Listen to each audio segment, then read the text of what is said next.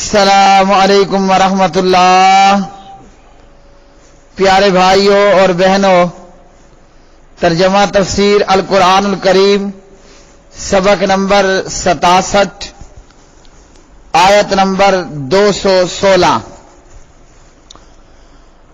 اعوذ باللہ من الشیطان الرجیم۔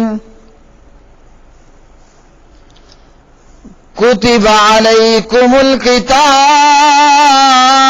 وهو كره لكم وعسى أن تكرهوا شيئا وهو خير لكم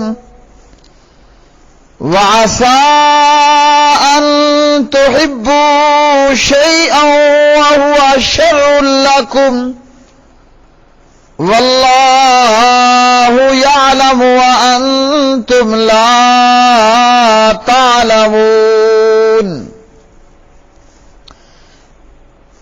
تم پر لڑنا لکھ دیا گیا ہے، حالانکہ وہ تمہیں سراسر ناپسند ہے، اور ہو سکتا ہے کہ تم ایک چیز کو ناپسند کرو اور وہ تمہارے لیے بہتر ہو، اور ہو سکتا ہے کہ تم ایک چیز کو پسند کرو اور وہ تمہارے لیے بری ہو، اور اللہ تعالی جانتا ہے اور تم نہیں جانتے۔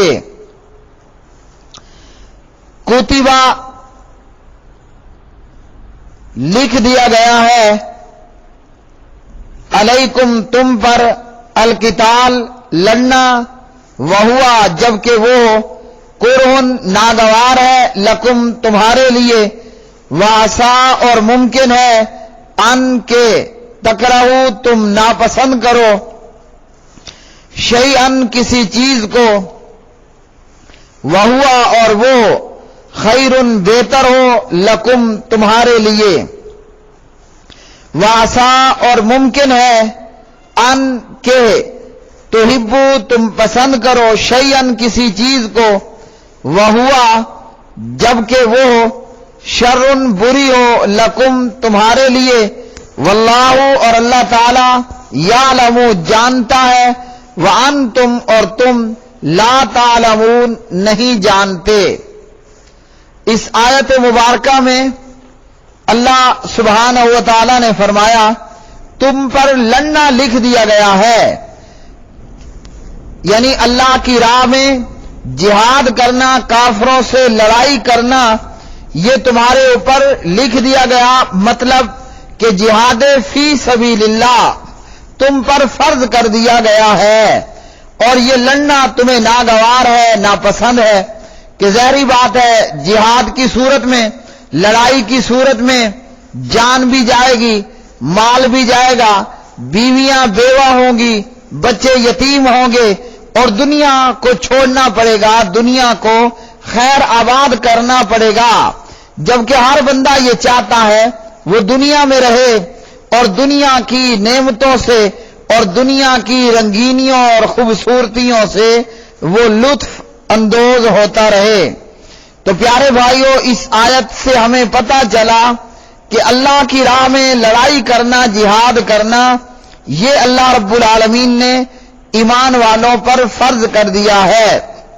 اس سے پہلے کی آیات میں اللہ رب العالمین نے فی سبیل اللہ، اللہ کی راہ میں مال خرچ کرنے کے تعلق سے بتلایا، اب جان خرچ کرنے کے تعلق سے بتایا جا رہا ہے۔ القتال سے ہر لڑائی مراد نہیں، قتال سے مراد ہر لڑائی مراد نہیں ہے، بلکہ اس سے مراد ایک مخصوص اور خاص لڑائی، یعنی اعلی کلمت اللہ کے لیے لڑی جانے والی لڑائی، کہ اللہ کا کلمہ وہ بلند ہو جائے، اللہ کا دین سر بلند ہو جائے، اور باطل جو ہے وہ مغلوب ہو جائے۔ امام ابن کثیر رحمہ اللہ نے فرمایا اس آیت میں اللہ رب العالمین نے مسلمانوں پر فرض کر دیا ہے کہ وہ جہاد کریں اور دشمنوں سے اسلام کا دفاع کریں، اور اسی طرح اس آیت کے تعلق سے ائمہ نے فرمایا جہاد کرنا ہر ایک پر واجب ہے، اللہ کی راہ میں جہاد کرنا ہر ایک پر واجب ہے، لیکن اس کی شکلیں مختلف ہیں۔ بھلے وہ میدان میں لڑنے کے لیے نکلے یا وہ بیٹھا رہے، تو جو لڑ رہا ہے وہ اللہ کی راہ میں لڑے گا۔ بیٹھنے والوں پر فرض ہے، لازم ہے کہ وہ لڑنے والوں کی مدد کریں۔ اب یہ مدد چاہے قلم سے ہو، جیب سے ہو، مال خرچ کرنے سے ہو، یا مجاہدوں کے تعلق سے اپنی زبان کے ساتھ تعاون کرنا ہو، اور یہ کہ جب ان سے فریاد کی جائے، ان کو بلایا جائے تو وہ فریاد کو اور بلانے کو پہنچیں۔ جب انہیں میدانوں میں بلایا جائے وہ لڑنے کے لیے نکل کھڑے ہوں۔ اور اسی طرح نبی علیہ الصلوۃ والسلام کا فرمان، من مات ولم یغزو ولم یحدث به نفسه مات علی شعبۃ من النفاق۔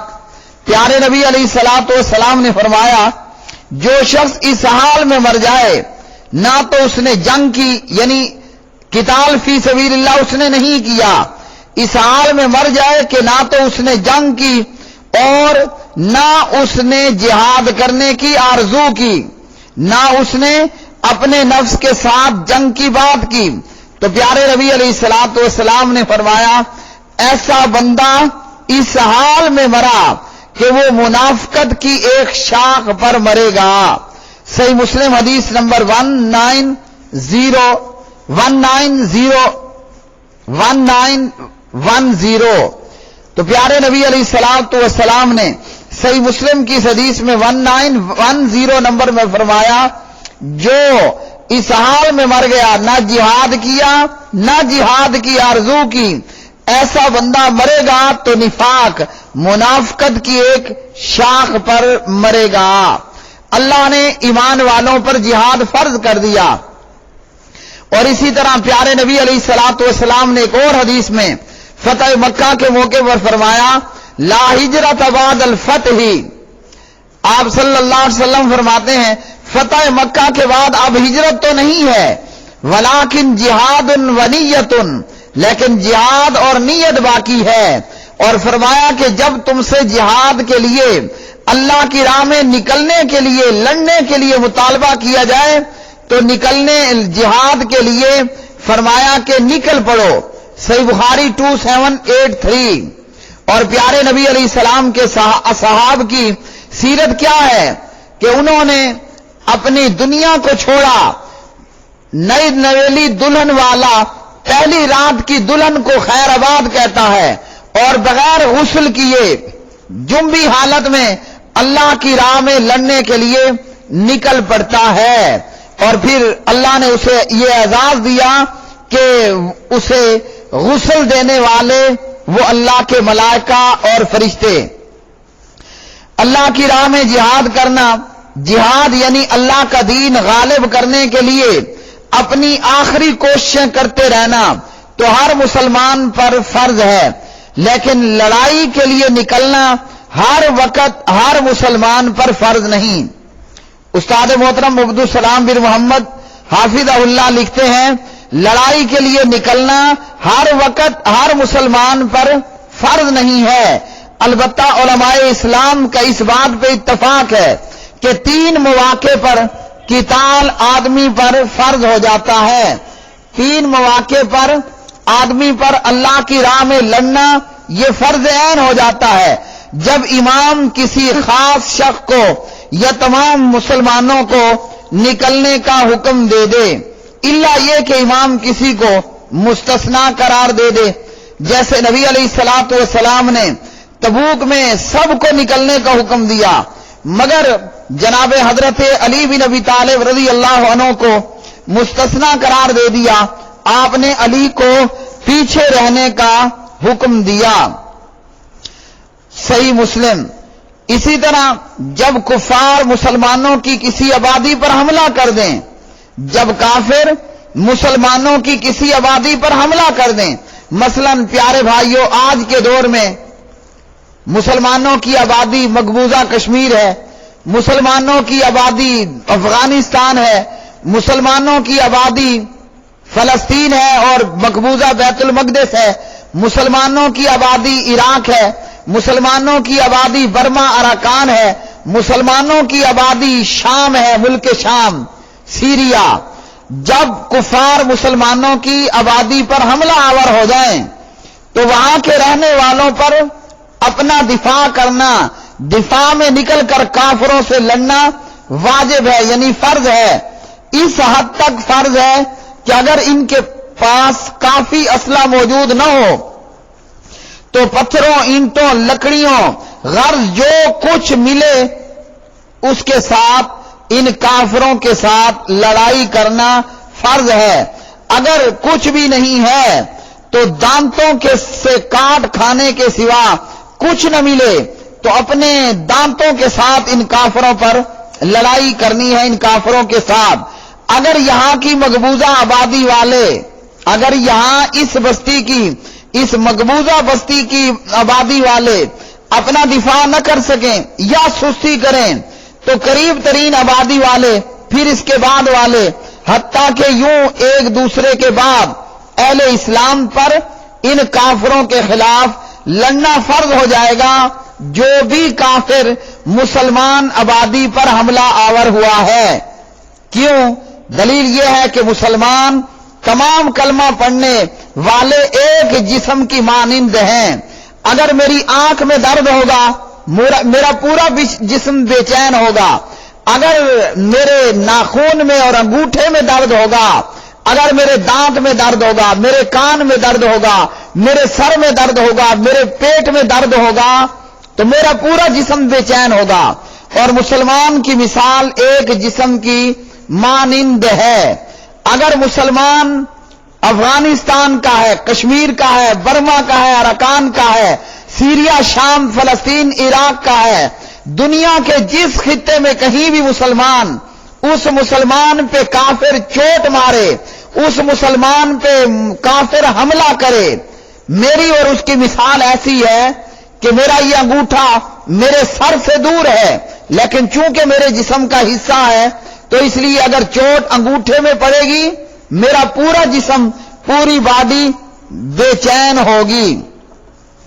اور اسی طرح قرآن مجید فرقان حمید کی دیگر آیات کے اندر اللہ رب العالمین نے ارشاد فرمایا، جب دشمن سے مد بھیڑ ہو جائے تو ثابت قدم رہنا ہے اور پیٹھ پھیر کر نہیں بھاگنا۔ اور ایک حدیث میں نبی علیہ السلام نے فرمایا 7 ہلاک کر دینے والے گناہوں سے بچو، ان میں سے ایک یہ گناہ بھی ہے، ایسا گناہ جو ہلاک کر دے، برباد کر دے، ستیہ ناش کر دے۔ وہ گناہ کیا ہے؟ کہ جنگ کے میدان میں پیٹھ پھیر کر بھاگ جانا۔ صحیح بخاری۔ نبی علیہ السلام نے فرمایا۔ اسی طرح قرآن مجید میں ایک اور مقام پر یا ایھا الذین آمنوا اذا لقیتم الذین کفروا زحفا فلا تولوہم الادبار۔ الانفال آیت نمبر 15۔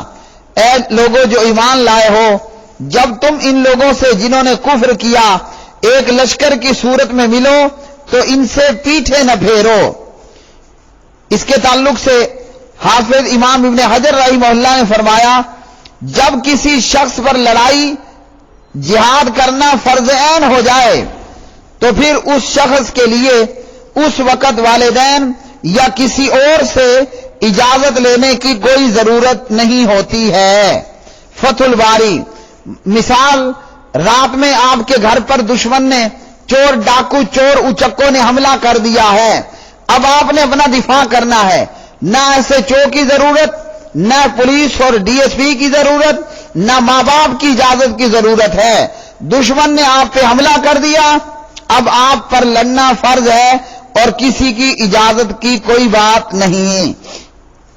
اسی طرح اس بات پر بھی علماء کا اتفاق ہے، اپنے دفاع کی خاطر لڑنے کے لیے کوئی بھی شرط لازم نہیں ہے، نہ امیر کا حکم، نہ والدین کی اجازت، نہ کوئی اور شرط، جیسا کہ حضرت ابو بصیر رضی اللہ تعالی عنہ کا واقعہ اس پر دلیل ہے۔ اللہ رب العالمین نے فرمایا، یہ لڑائی کرنا اللہ کی راہ میں تمہیں سراسر ناپسند ہے۔ کیوں ناپسند ہے؟ کہ بندہ جہاد میں زخمی ہوتا ہے، اعضاء کٹتے ہیں، جان جاتی ہے، اور ہر بندہ فطری طور پر زندہ رہنے کا خواہش مند ہوتا ہے۔ اللہ رب العالمین نے فرمایا یہ لڑائی لڑنا تمہارے لیے بہتر ہے، تم تو اسے ناپسند کرتے ہو، لیکن حقیقتاً یہ اللہ کی راہ میں لڑنا یہ تمہارے لیے ایک خیر کا عمل ہے، ایک بہتری والا عمل ہے، اور یہ تمہارے لیے جو ہے وہ ایک بہتر چیز ہے۔ اللہ کی راہ میں لڑنا کس طرح بہتر ہے؟ بدر میں 313 نے لڑائی لڑی، پورا مدینہ محفوظ ہو گیا۔ احد میں 700 کا محمد الرسول اللہ صلی اللہ علیہ وسلم کا لشکر 3000 کے لشکر سے لڑائی لڑتا ہے، پورا مدینہ محفوظ ہوتا ہے۔ ابو بکر رضی اللہ تعالیٰ عنہ کی چند فوجیں زکوٰۃ نہ دینے والوں اور جھوٹی نبوت کے دعوے داروں سے جا کر لڑائی لڑتے ہیں، لیکن پوری امت اور پورا مدینہ محفوظ ہو جاتا ہے۔ اور شہداء کی جو موت ہوتی ہے وہ قوم کی حیات ہوتی ہے۔ جب چند مومن مسلمان اللہ کی راہ میں قربانیاں دیں تو پھر پوری امت کے لیے یہ زندگی کا باعث بنتا ہے، اور جب مسلمان لڑنا چھوڑ دیں تو پھر تاریخ کے اندر ہزاروں واقعات بھرے پڑے ہیں۔ مثلا اندلس کا واقعہ، جب اہل اندلس نے جہاد کو ترک کیا، لڑائی سے بزدلی کی راہ اختیار کی اور کثرت کے ساتھ راہ فرار اختیار کیا، تو دشمن تمام شہروں پر قابض ہو گیا اور مسلمانوں کو قیدی بنایا گیا، قتل و غارت گری کا بازار گرم کیا گیا، بچوں اور عورتوں کو غلام بنا کر بری طرح ان کی عزتوں کو پامال کیا گیا، یہاں تک کہ کلمہ پڑھنے والی ماں اور بہنوں اور بیٹیوں نے عیسائی چوڑوں کی اولادوں کو جنم دیا۔ اور یہ سارا کچھ کیوں ہوا؟ کہ جہاد اللہ کی راہ میں لڑنا ان اہل اندلس نے اسے ناپسند کیا۔ اگر وہ اللہ کی راہ میں لڑنے کو پسند کر لیتے اور لڑتے اور بدر و احد کے میدان سجا لیتے ان میدانوں کی طرح، تو آج اندلس اسی طرح آذانوں سے گونج رہا ہوتا۔ اور یہی حال آج اس امت کا ہے کہ اب بھی مسلمان آرام طلبی اور ترک جہاد کو چھوڑے ہوئے ہیں، نتیجتاً کفار کو عراق اور افغانستان اور کشمیر اور دیگر جگہوں پر اپنا قبضہ جمانے میں کسی قسم کی کوئی دشواری نہیں آتی، اور ہندوستان کا ہندو بھی اندلس کی طرح مسلمانوں کا وجود ختم کرنے کے درپے ہے۔ اب آرام طلبی اور جہاد کو چھوڑنے کا کون سا موقع ہے؟ حقیقت یہ ہے کہ لڑائی لڑنا، قتال کی کڑوی گولی، اس کے سوا مسلمانوں کے لیے شفا کی کوئی دوسری راہ نہیں ہے، اور یہ کڑوی گولی کھا کر ہی امت ذلت اور رسوائی کے راستے سے محفوظ ہو جاتی ہے اور محفوظ ہو سکتی ہے۔ تو فرمایا کہ تمہارے اوپر جہاد کرنا فرض کر دیا گیا، جبکہ وہ تمہیں سراسر ناپسند ہے، عوام کو تو ناپسند ہے ہی ہے۔ یہاں علماء کا بھی یہ حال ہے کہ ابھی علماء ان بحثوں میں پڑے ہوئے ہیں اور مناظروں میں پڑے ہوئے ہیں، آیا کشمیر کا، افغانستان کا، سیریا، شام کا یہ جہاد فی سبیل اللہ ہے کہ نہیں ہے؟ کافر امت کو دن بدن نگلے جا رہا ہے، اور علماء امت ان بحثوں میں مصروف ہیں کہ یہ جہاد، فلاں جہاد فی سبیل اللہ ہے کہ نہیں۔ اگر اسی طرح امت نے جہاد کو چھوڑے رکھا تو جو اہل اندلس کا حال ہوا وہی ملکوں میں موجود دیگر مسلمانوں کا حال ہوگا۔ یہ تو اللہ کی راہ میں چند لڑنے والے آج بھی باقی ہیں کہ کفار ان اللہ کی راہ میں لڑنے والے مجاہدوں کے خلاف کبھی 50 ممالک کا نیٹو اتحاد بنا کر آتا ہے تو کبھی 10، 5 اور 20 کا، لیکن اس کے باوجود ان چند نوجوانوں پر وہ قابو نہیں پا سکتا۔ اور اگر پوری امت بدر و احد کا میدان برپا کر دے تو کافروں کو زمین پر چھپنے کے لیے جگہ میسر نہیں آئے گی۔ اللہ پاک پروردگار سے دعا ہے جو چیز اللہ کو ہمارے لیے پسند ہے اللہ کرے کہ وہ ہماری بھی پسند ہو جائے، اور جو ہمارے لیے ناپسندیدہ چیز ہے ہم اسے ناپسند ہی سمجھیں۔ اللہ اسلام کو اور اہل اسلام کو عزتوں سے جو ہے وہ ہمکنار فرمائے، اور اللہ رب العالمین کافر اور کفر کو ذلیل کرے۔ اللہم انصر الجہاد والمجاہدین فی سبیلک فی کل مکان، اللہم انصر المجاہدین الذین یجاہدون فی سبیلک فی کل مکان، وآخر دعوانا ان الحمد للہ رب العالمین۔